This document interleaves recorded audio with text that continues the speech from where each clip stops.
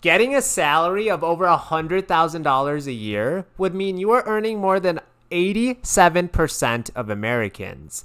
If we compare this to the overall world, you'd be in the top 1%. Why then did I voluntarily walk away from my great paying 6-figure auditing job? Is it because I'm lazy? Is it because I'm an entitled Gen Zer? Was this how I was going to stick it to the man and eat the rich? This is how I was going to get back at Elon Musk for causing all the problems in my life. Maybe I'm quitting because I can finally fulfill my childhood dream of becoming an OnlyFans model. Maybe I can start doing YouTube full time.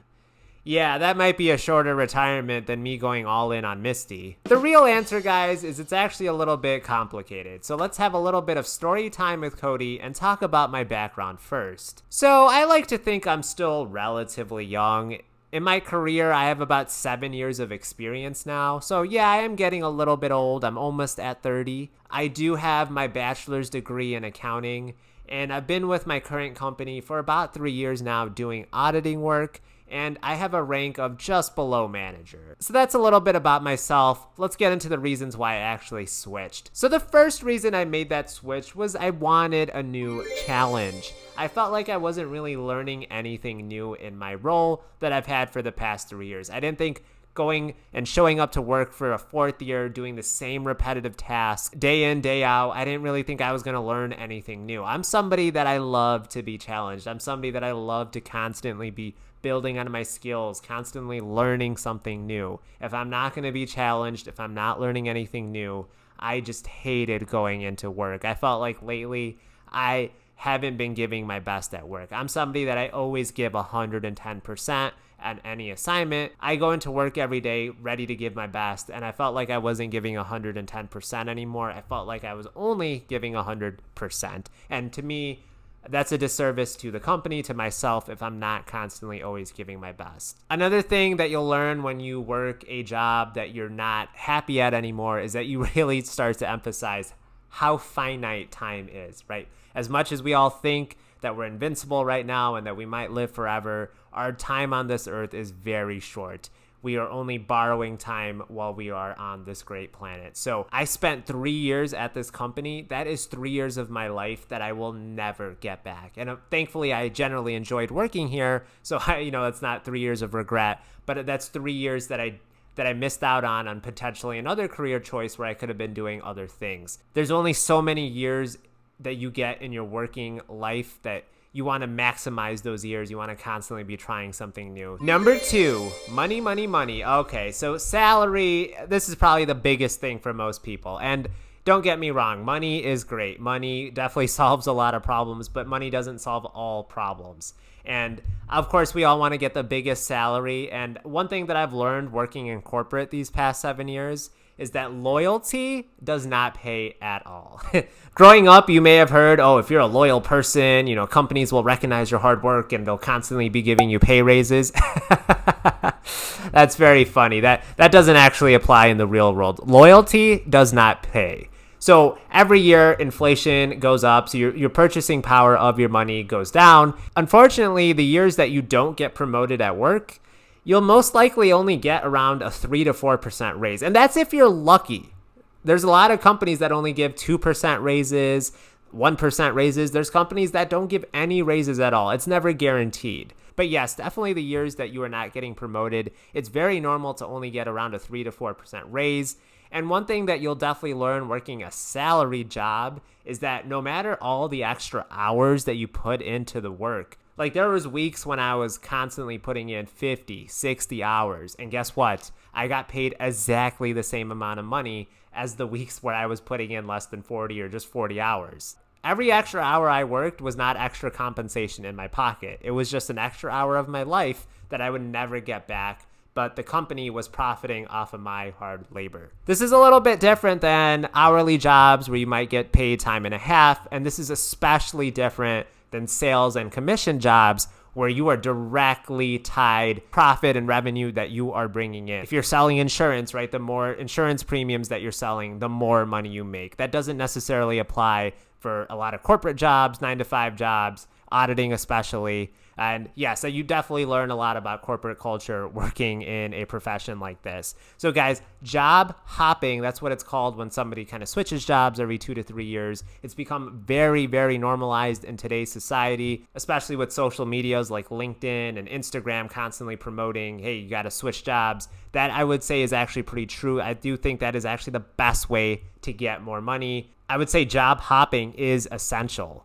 When you switch jobs, you have so much more leverage to negotiate. Companies will just be throwing money at you. Just remember, guys, when you are applying and interviewing at another company, they don't know how much money that you're making at your old one. You should never be telling people exactly how much money you make anyway. And now you are in the driver's seat, because if the company offers you way more money, you most likely you'll take it. But if they offer you less money, there's no way that you're going to take it. And these companies, they'll often counter offer and just give you a lot more money potentially if you're a really good candidate, if they really like you. So you just have so much more negotiating power. Or if you're unhappy with your current job salary, you can kind of use this as a negotiating tactic. Hey, I found this job that's going to pay me more. Either give me a pay raise or I'm going to leave, right? So that it gives you just so much more negotiation. Also, every time you job hop, I would say potentially you could get a 10, 20% pay raise. So every time you job hop, you get way more than the inflation raises of just 3 to 4%, those cost of living COLA raises. And this is especially for my younger viewers. If you are not job hopping when you are young, you will suffer mentally. So this is what I was talking about earlier with your skills are going to get stale. You're not going to be building your resume because you're just constantly doing the same things over and over again. Well, guys, remember, the market is going to be constantly changing even if you are not, right? We all know about AI. AI is definitely coming for our jobs. If companies could automate things for cheaper or outsource you to Asia, they will definitely do that. So that's why you should constantly be working on your skills. And of course, if you're not constantly job hopping, then you are most likely getting paid less and not at the market rate, because companies know they can keep paying you that 3 to 4%, and you're just going to be a loyal, good little employee and get those 3 to 4% raises. Guys, back in the day, working 40 years at a company, that used to be a flex, right? You would graduate from high school or college, work 40 years, and then just collect a pension. You would have a retirement party. You just drift into the sunset. Those days are long gone, guys. Nowadays, most companies don't give you a pension. It is absolutely not a flex to work at the same company for your entire career. In fact, I know for sure, anytime that somebody tells me that they've never job hopped or haven't switched jobs, I can almost guarantee these people are getting underpaid. They are not getting the true market value of their skills, and that's because they're being loyal. These companies aren't loyal, so why should you be? These companies also do not care about you. They will replace you in a heartbeat. Don't ever listen to people that are like, oh, we're all a family here. That stuff doesn't mean anything. The company will always lay you off if it means making their bottom line look better. In times of a crisis, they will lay you off. So that's why you should not be loyal, because the company will not be loyal. Number 3, micromanaging. So I think we all hate micromanagers, right? This is when somebody is just all up in your case, constantly asking for updates, constantly asking you to do things a certain way. So unfortunately, my job, it had a lot of micromanaging. In most companies I worked for, the director role was not very involved in the day-to-day. It's generally known the more higher up you become in the ranks, generally the less work you actually have to do, because you're more managing people. You're not actually doing the day-to-day work. So most of these people, they get paid a lot of money to just kind of make sure that projects are going on status. They're not necessarily actually contributing to it. But this company that I worked for, this was actually the first time that I really saw a director be heavily involved in the day-to-day. And this unfortunately caused a lot of problems, because it got so ridiculous that sometimes, sending out a simple email, it would just have so much wordsmithing. So this is when you just kind of change some of the contents of an email, and it doesn't really actually make a material difference. For example, I could say that I drove in the car versus I drove in the automobile. Those mean exactly the same exact thing, but unfortunately in this type of culture, words for some reason really matter, even though nobody really cares about emails. They just skim them and just move on with their life as they should. But unfortunately, you would have to go through just so many layers of approval here, right? You would go through managers, senior managers, directors. There's some emails that would go all the way up to the VPs. And then, of course, there would be revisions from what I originally made, and then those would work their way back down to me. So by the time that I got the email back, it would look completely different, have completely different meaning. But I was expected to send these emails, right? I would have to put my name on something that I didn't completely agree with, that I didn't write myself. It's hard sending those emails and then people respond to you and, they're like, what the heck are you thinking? Why would you write this? And of course, you can't throw your coworkers under the bus or your manager under the bus, right? So that just became hard. But this is just an example of the daily micromanaging, right? There would be hourly pings on updates on different projects that we were working on. When we went on site visits, right, to different manufacturing plants or different audits, I know anytime I looked at my teams, there would just be all these messages from my director on what to do, how to do it, when to do it by, what people on the team were doing. There was just really no autonomy, and I hated that. I'm somebody that I like to know what a task is, when the deadline is there, and I will provide those updates. I will make sure the team gets to those objectives. I don't need somebody constantly on my back trying to get me to do things. And another thing that I've really noticed just working more and more in corporate is that you are constantly being asked to change things just for the sake of changing things. And don't get me wrong, like groups should always be innovating, trying to come up with ways to make things more efficient, but things shouldn't just be changed for the sake of trying to change things. Like there would be so many times when we would spend hours brainstorming ways to improve. And then when we had all these ideas and we would spend hours putting presentations together, present them to upper management, we were then just told, hey, you know what? We're actually going to keep things the way they are. So all those long hours that you spent doing all that work went absolutely nowhere. It always felt like, too, that we were always kind of adding more work. Like from the time that I started to the time that I'm leaving now, what we have to do on our site visits is considerably more. And it's just ridiculous, right? There's only so many hours in a day, so much that the team can do without feeling burnt out. So we were just always adding things. But on the flip side, it was that nothing ever got removed. And trying to explain this to upper management, it just went absolutely nowhere. All right, so this next one will surprise a lot of people, but that is the travels, more specifically, too much travel. Now, I think many of you would love to travel to places like Miami, to Los Angeles, Phoenix, Seattle. And of course, when you go on these work trips, all of your expenses are paid for. This includes the flight tickets, the hotel, your food, breakfast, lunch, dinner, that all gets paid for, your Ubers. It's all on the company dime. You don't have to spend any of your own money. And you're also earning points, right? Like I have a lot of airline points that I was earning. I have a lot of hotel points that I was earning. You'd be like, oh my gosh, Cody, like why would you ever say no to travel? Like we all love to travel, right? Well, I think the problem is people often romanticize the traveling aspect, especially in audit or in the business world. Remember, I am traveling to do work. I'm not traveling for leisure.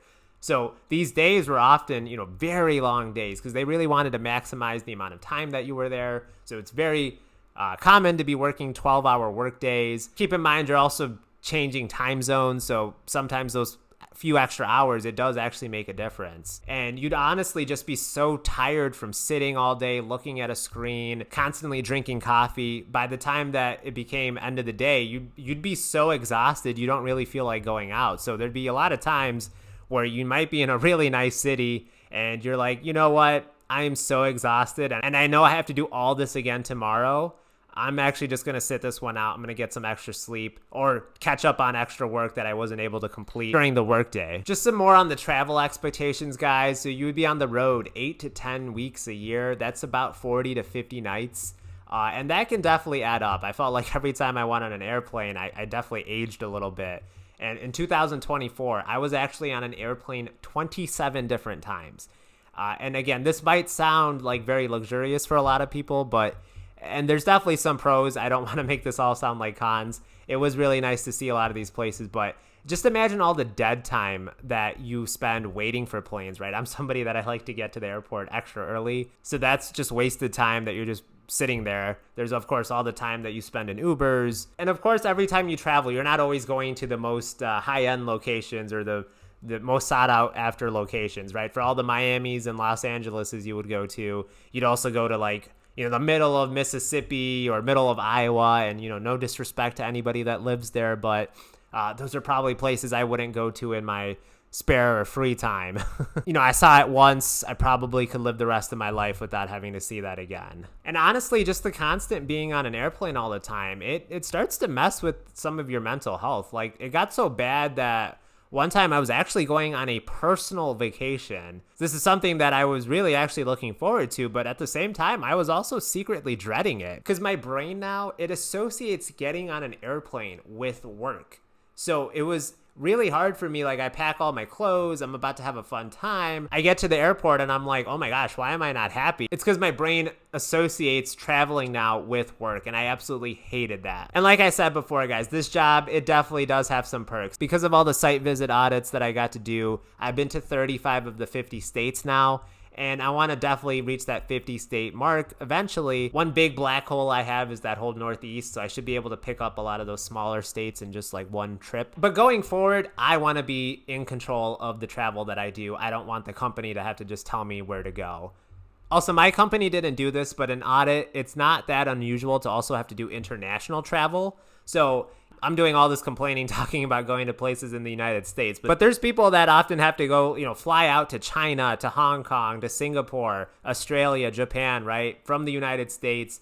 Imagine that time zone change, and then get straight to work, be in a place and try to conduct business where they might not speak English. And then by the end of that week or two, you have to come back to the US, and then you might be back to traveling even more. It's pretty crazy. And I'm sure by now you're probably wondering, what about relationships? How are you doing all these relationships with friends, family, significant others if you constantly have to be traveling? That did sometimes make this job very hard. There was times when I had to say no to significant life events, like somebody's birthday or retirement party. And you'll never get those memories or those moments back. So those definitely do start to take a toll on you. And also, guys, you'll learn that there is absolutely nothing better than sleeping in your own bed.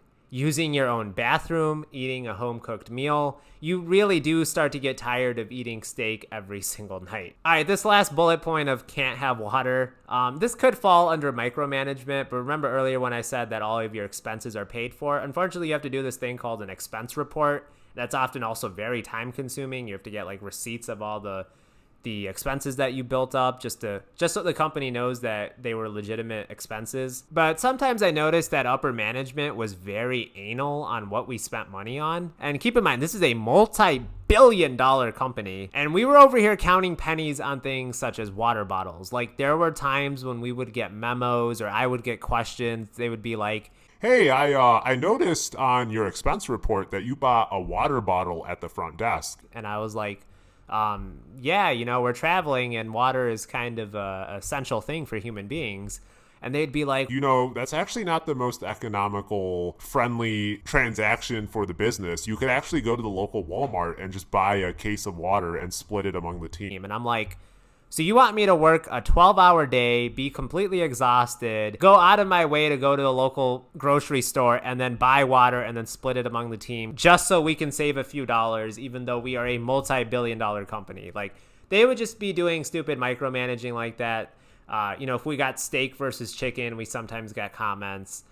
So yeah, even though all the expenses were paid, you did get a lot of stupid questions from upper management. All right, guys, at the end of the day, I don't want this video to just be about the negatives. Yes, I talked about the reasons why I left my current role, but that doesn't mean I didn't have a lot of positive memories and great experiences that I had, right? There were so many great coworkers that I got to get to know these past 3 years, and those are memories and relationships that I hope last a lifetime. And there was just so many pros of also working at my company in auditing these past couple years as well. So even though I'm focusing on the negatives here, please don't let that discourage you from a career potentially in audit or something that requires travel. I absolutely hate this kind of viral trend of people just talking all negatives when they talk about their job. This seems to be what's really popular these days. It's just to hate on your work. And yes, corporate culture can definitely suck. There's definitely a lot of cons to that, but there's also so many pros. I think the lens that people use to view the world can also kind of impact how they treat their job as well. Like for me, yes, I understand that this is a job. It's not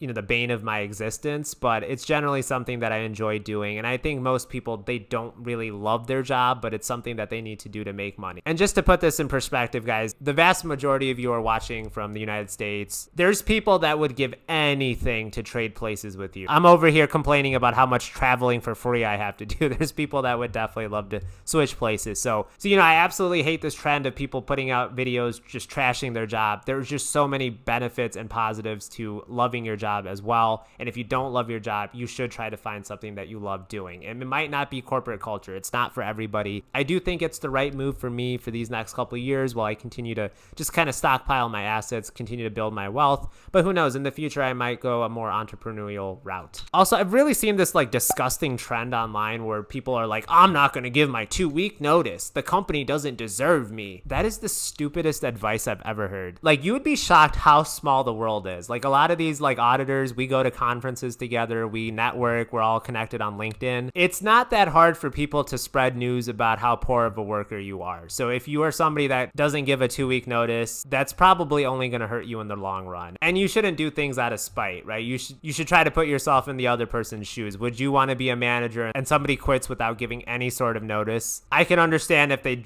genuinely did not treat you correctly. But if this is somebody that helped you a lot in your career and you're not doing that just because this is the latest trend, I really have to question what you're doing with your life. Again, guys, it was a really hard choice for me to switch, but I felt like this was the right time for me. And of course, I felt really bad for giving my 2 weeks notice just because I always feel bad if I am disappointing people, but I would say don't ever feel bad for making what's the best choice for you. And everybody at my company was really happy for me and was really supportive. And I'd love to answer any questions you have about the auditing field or business field or any just career questions you have. I'd love to chat with you. I worked with a recruiter. I had to do a lot of negotiating. If you have any questions on these, please let me know in the comments. Check out the Patreon for my full investing portfolio that's beat the market each of the last 2 years.